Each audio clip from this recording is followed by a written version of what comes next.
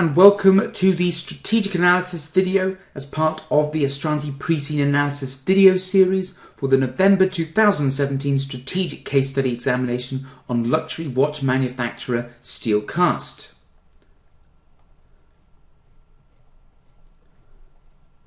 So it's quite an interesting industry for us to look at. It's probably something that you are all aware of, something that you will have seen. You'll have seen watches such as Rolexes, such as Cartiers, such as Patek Philippe watches, but many of you may not actually have owned them or know the real logistics behind the industry. They just happen to be fancy luxury items that certain groups of people seem to have, but you never see any kind of real marketing around them. So from that perspective, it's quite an interesting case study for us to look at. And you can see in the second paragraph here, just spoken a bit about the organization, very high level analysis. It's a very successful listed organization based in Highland. So before we begin, I'll just give you an overview of the model that we're going to use to analyze the organization. We're going to use the rational model, which is a sense where we want to be, where we are now, and how we are going to get there. And we've got many different models to look at, many different theories to look at in each section. And we'll start off by looking at where we want to be, where the organization is heading, where is the end goal, the end objective for the organization. We use things such as governance, ethics, stakeholders, mission statements, performance measurement to analyze this particular section. And with that in mind, we'll start by looking at mission statements. Now, essentially what a mission statement is all about what is the organization's overall purpose? What is the reason for this organization existing? What is the reason for Steelcast to exist? What is it trying to achieve? And we know that a mission statement is supposed to be quite open, it's supposed to be quite vague. It's not something that can be really easily, tangibly assessed.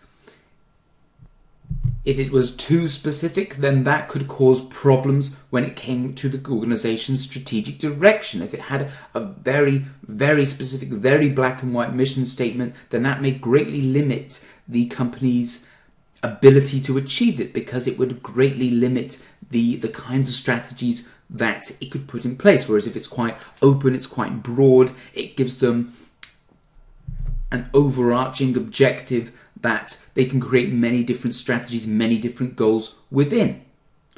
But it's important to have a mission statement. It's a strength of an organization. It's a positive of an organization if it does have a mission statement, because of the fact that it gives everyone in the organization something to work for. It provides a common purpose.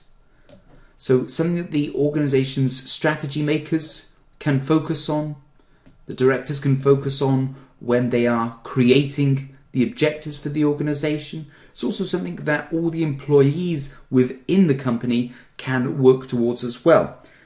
Often with organizations, if you have various different functional structures, people in different parts of the organization, different functions within the organization, sometimes can get too focused on just the goals of that particular department, just the goals of that particular function, and they don't necessarily relate the work that they do to the work that people in other departments do. But by having this overall ambition, this overall goal of the organization, that's something that everyone can then work towards.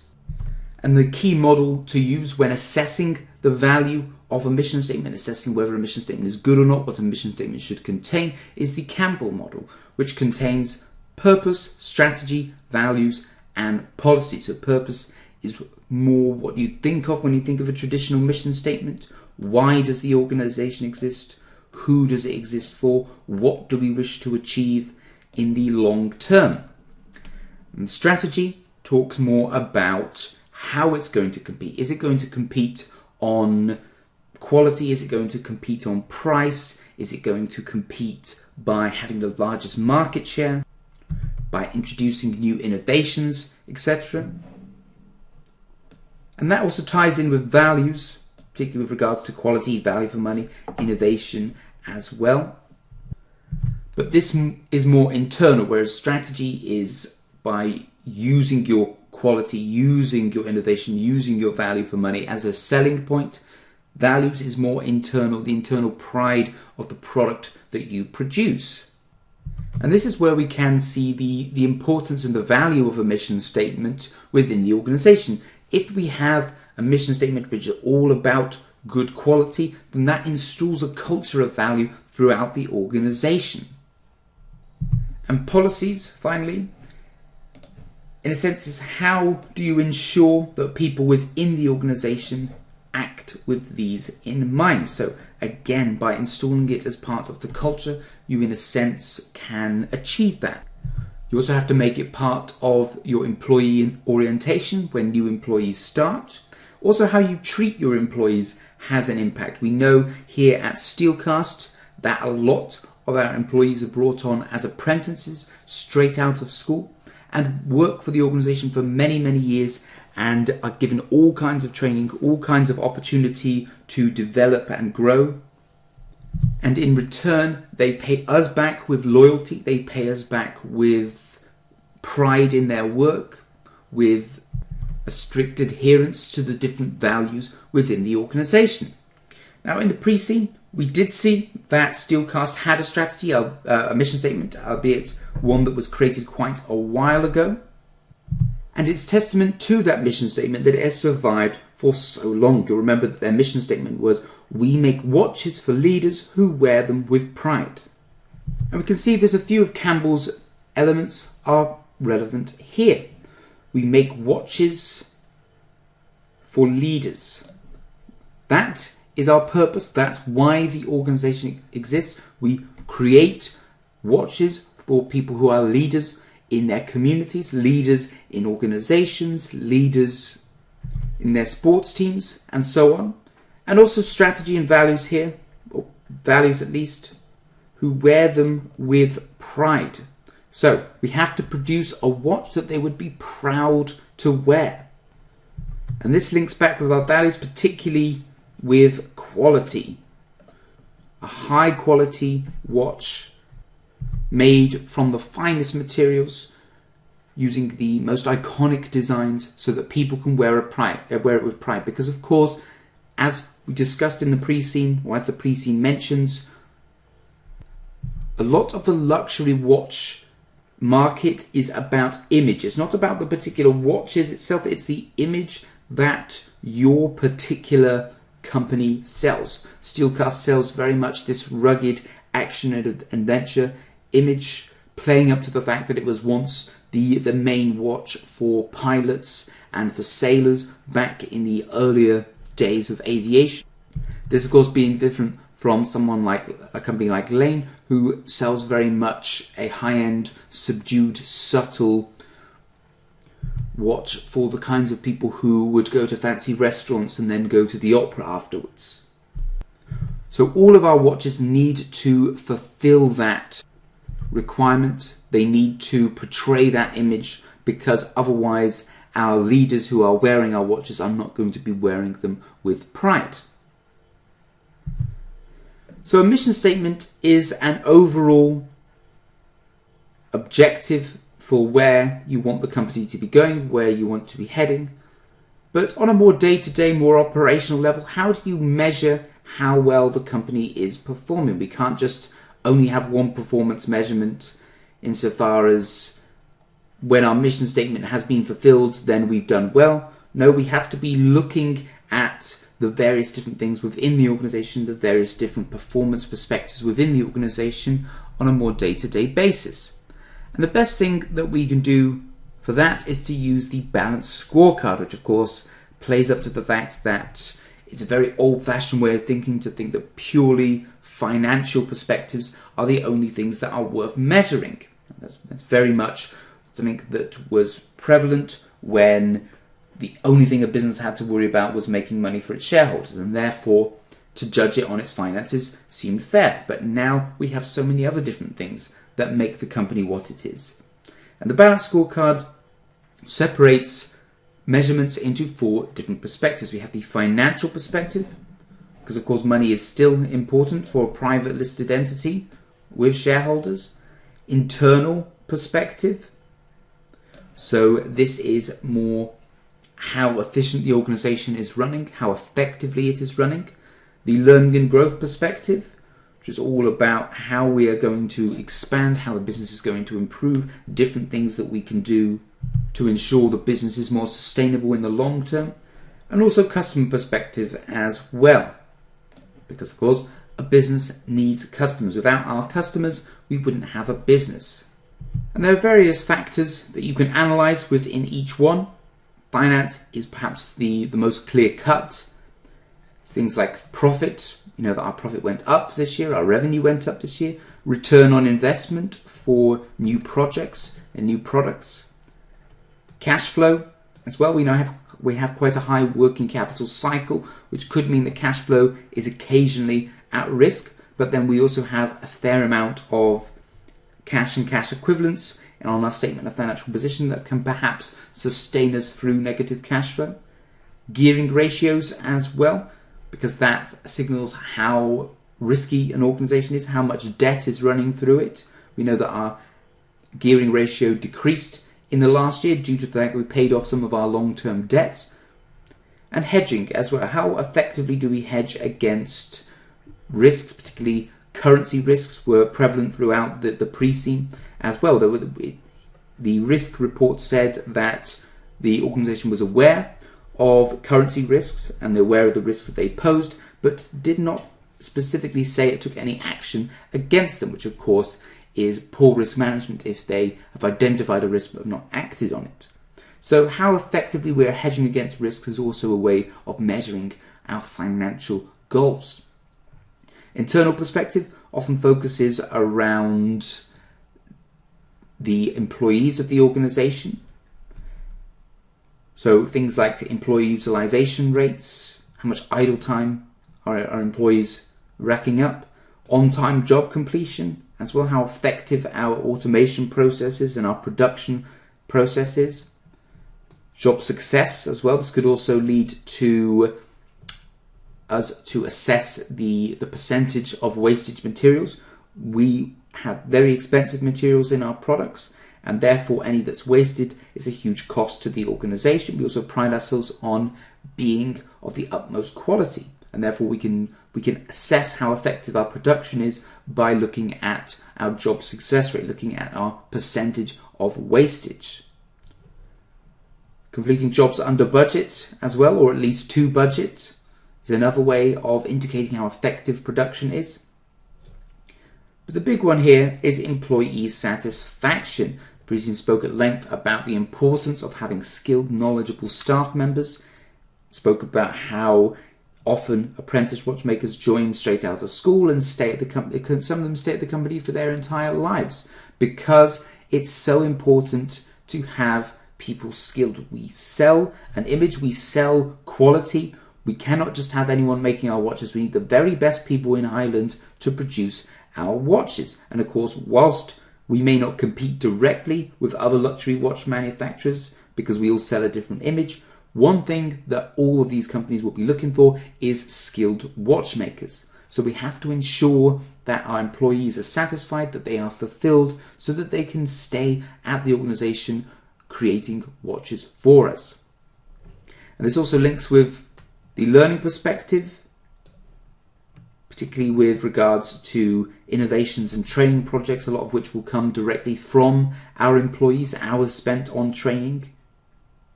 If we do not train our employees, we do not invest in our employees, they're not going to feel wanted, they're not going to feel fulfilled. And the more money we spend, the more training we put in, the better our health and safety records will be, the higher quality our watches will be, which of course, as we know, is important to the business's growth overall. A couple of other things here, the amount of successful patents and copyrights, and new marketing initiatives as well. such as sponsoring events, sponsoring individuals, and so on, because that's how we grow the brand. We associate the brand with people who personify it. That's why lots of sports teams are sponsored by Steelcast. That's why discounts are offered to army officers.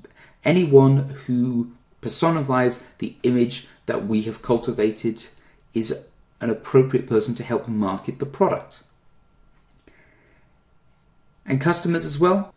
A few things here, such as the number of customers. We know we sell through independent retailers at the moment, but could we sell to more independent retailers? Could we sell to other customers as well, other types of retailer? The number of complaints. Perhaps this could be from the customers, this could also be from the consumer as well. How satisfied are consumers with our products? The number of lines taken. We know we produce 7 different watches with several different options for each. So out of that, how many are taken by the average retailer? And could we expand on that, particularly given that consumers often buy more than one watch? So there is a sense, an opportunity to sell several to different customers who will then in turn sell several to different consumers, rather than just selling the most popular one.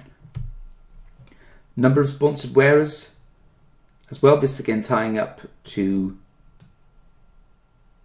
the marketing initiatives in the learning perspective, and also customer satisfaction. Just in general, how happy are they with the service that we provide? And this is also important to that whole making watches that people wear with pride mission statement. It's also relevant to our reputation, because if we sell the watch that sells an image of action and adventure, we can't have a watch that breaks down in normal day-to-day use. If it's supposed to be the watch for the pilot, for the sailor, for someone who is involved in rugged activities, if it's only going to break down just in general use. So that again is very important to the brand image, which of course is everything in this market. Everything is down to the brand, the image, the reputation. The only reason why people spend $26,000 on something that tells time when their phone could do the exact same thing is for the image that wearing that watch portrays. The feeling they get when they wear that watch, the feeling that other people get when they see someone wearing that watch, and so on.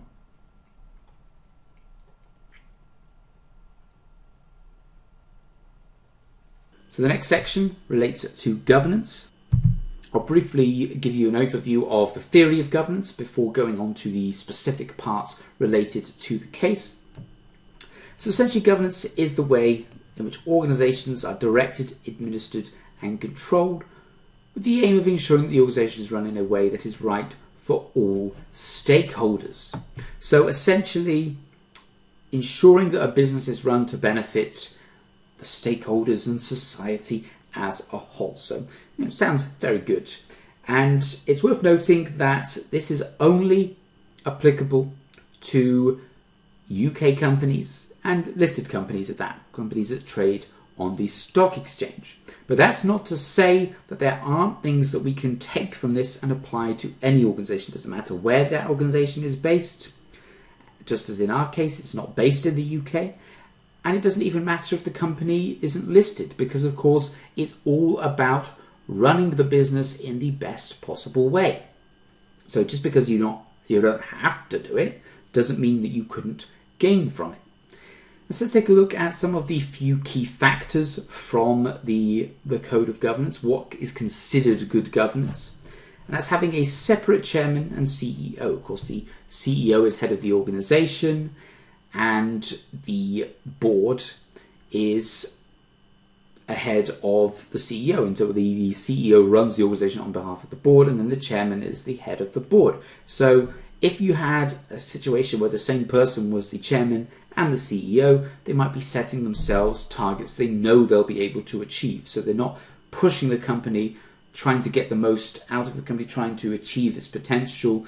The chairman is just setting themselves easy targets that they know they'll be able to achieve so they can get their bonuses.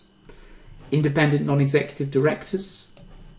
These are people who are not employed by the organization. They sit on the board to, in a sense, act as the control for the executive directors, to ensure that the executive directors are running the organisation in a way that is beneficial for stakeholders and not for themselves. This, of course, it goes some way to removing the issues caused with the agency problem. Now, agency problem is essentially where directors are running the organisation on behalf of the shareholders. Now, the shareholders own the company, the directors don't, but the directors are in charge of the company. So the directors perhaps aren't necessarily interested in the long-term viability of the organisation. They perhaps are more interested in their short-term gains. So they may leverage long-term sustainability, long-term growth for short successes, small successes, so that they can boost the share price of the organisation, so that they can boost the dividends paid out to the shareholders and get their bonuses and move on. And so that's the point of the non-executive directors. Non-executive directors also need to be people who are skilled, knowledgeable, not just any old person. They need to know whether what the executive directors are doing is right or wrong, and they have to be firm as well. There's a tendency for independent NEDs to not rock the boat because they're paid quite a handsome stipend for doing it. It's only a few days a year job, and so a lot of them don't bother doing it, or don't bother sort of standing up, rocking the boat, where of course they have to. That is their job. And one of the main jobs of the NEDs is to sit on the Audit, Nomination and Remuneration Committees. Now, these are 3 different committees that, in a sense, are the essence of what governance is, ensuring that everything is done fairly and ethically. That's the Audit Committee, ensuring that executive directors are not using company funds to fund business trips and golf trips that the shareholders wouldn't approve of. For example, if an executive director is taking a client to Dubai for 2 weeks to discuss a business opportunity on the company's dime in a 5-star hotel, well, it could have just been a couple of hours meeting at the company's office. That would have been enough. Yet they chose to go on holiday for 2 weeks in a 5-star hotel. That's not an effective, efficient, correct use of company money, and that's the kind of thing that the Audit Committee is responsible for stopping. The Nomination Committee are in charge of selecting people to sit on the board, selecting the executive directors. And this is to ensure that the chairman or the CEO doesn't simply bring their son or their daughter or their husband or their wife on board to the company to earn extra money for the family, to give them an opportunity. No, it needs to be someone who is right for the job, someone who is experienced, someone who has knowledge in the industry, and generally someone who is not related to other members of the board, because this of course affects their independence, this affects their ability to think, and perhaps increases the chance of them being biased. And remuneration committees as well. This is the committee responsible for deciding the pay on the directors. And this is because directors' pay and the list of directors has to be disclosed to the public, and so of course it's important to come out with a fair level of payment. If the company that you work for is not doing so well, it made X million in losses and it's got to lay off employees, but then it's also found out that the director had a £40 million bonus this year, which was a 20% increase on last year's, then people are going to think, well, why?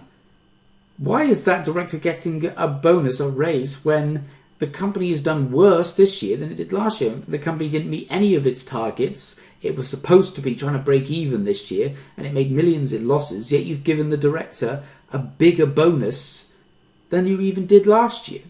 That's the kind of thing that will really frustrate the public turn the public against the organisation, turn the shareholders against the organisation, turn the other stakeholders, such as the employees, against the organisation. And that is what governance tries to overcome. It's also worth pointing out that governance has a risk management focus, particularly with regards to the audit committee. So the audit committee is often in charge of creating things like risk registers and other things like that ensure that risks are being dealt with. Because it's one thing to identify risks, it's another to actively go about mitigating the impact of those risks. And that's one of the values of corporate governance. Financial reporting and control, also very important, ensuring that all the statements are done as per the laws of the particular country in which the organisation operates in. Ensuring that directors have all the information they need, because of course they can't really be judged on their decision making if they aren't given the amount of information given. So this system is to ensure that all executive directors are provided with all the information that they need to facilitate good decision making. And with regards to decision making, that all directors are involved in it. And this means even if it means taking, something as simple as a show of hands, just ensuring that everyone is involved. Often, in certain situations, if you've got, say, founders of the company still sitting on the board, the founders are very powerful. Everyone agrees with what the founder says. And that's against governance. The whole point of a board is that there is a consensus amongst a group of people rather than one person making all the decisions. So if that isn't happening, if one person or two people or half the board are far too powerful, then that goes against the point of a board and thus against the point of good corporate governance. And regular meetings with both institutional shareholders and all shareholders at the annual general meeting. Institutional shareholders, of course, being things like your pension schemes and your big stakeholders, big shareholders like that.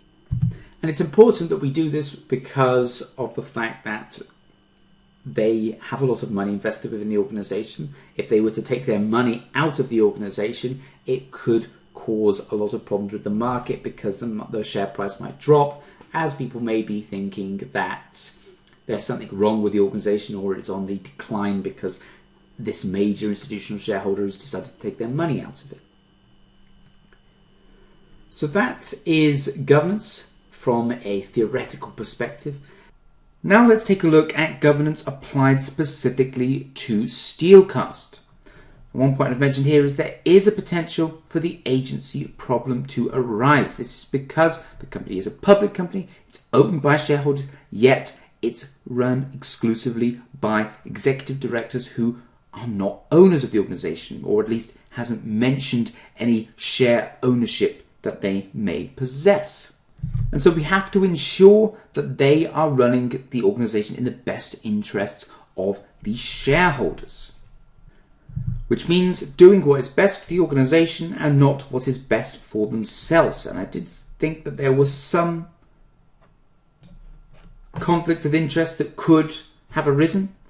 Looking back through the governance section, we saw that the CEO, Elaine, how he was an avid motor racing fan. So the reason why this could be a potential conflict of interest is because if there is two deals for the board of Steelcast to consider, one is the sponsorship of a motor racing event, the other for a different sporting event, perhaps a rugby or a cricket event.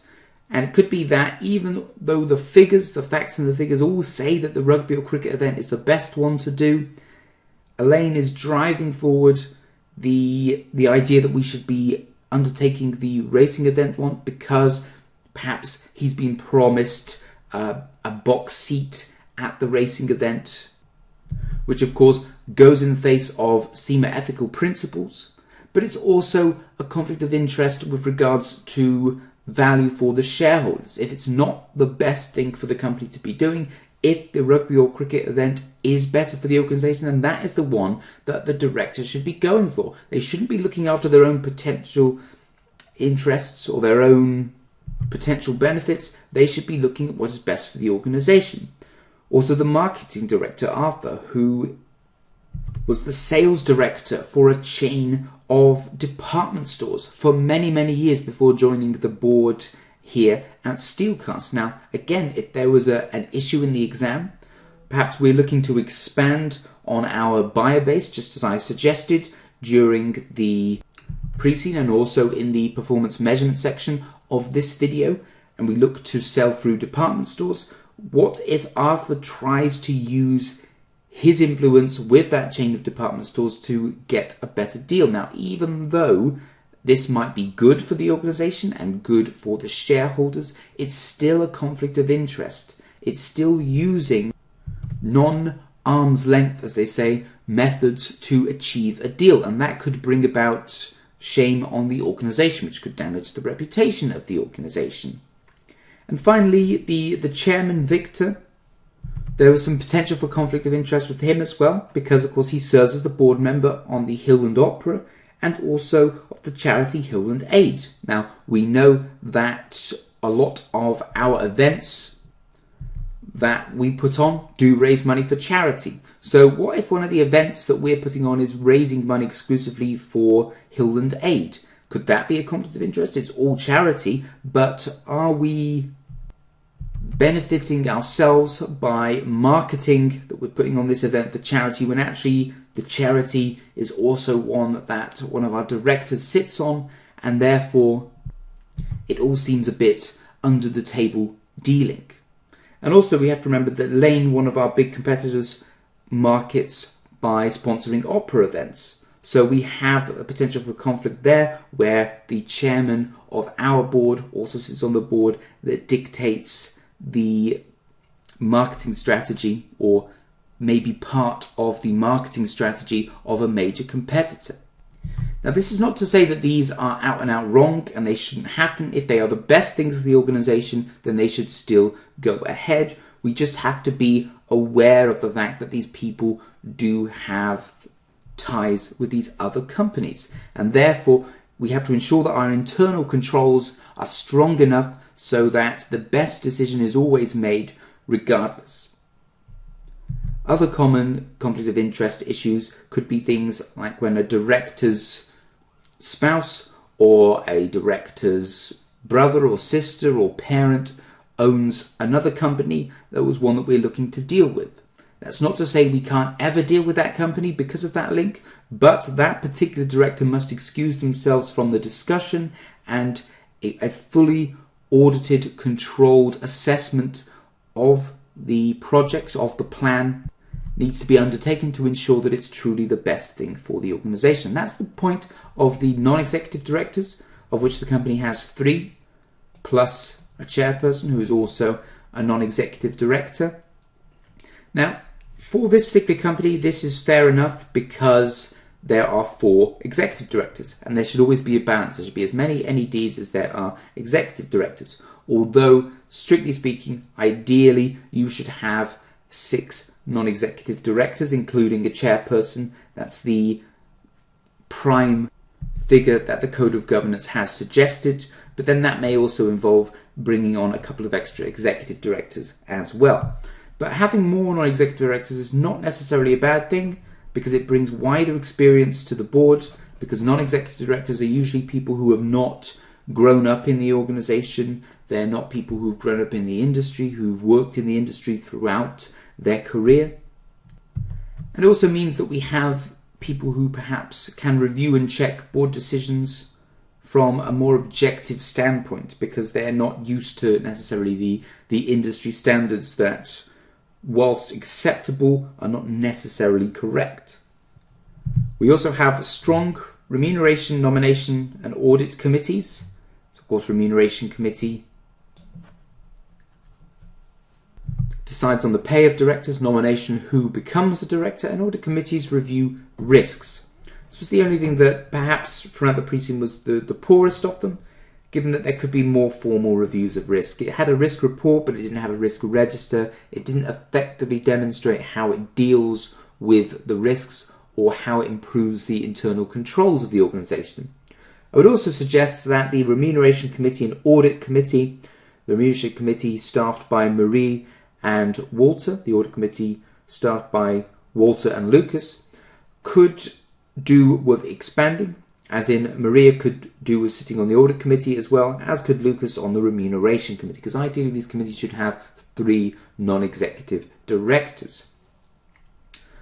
Also, the pre-scene didn't say anything about how the organisation communicates with shareholders, which of course we know from the theory section on the above slide is a very important thing.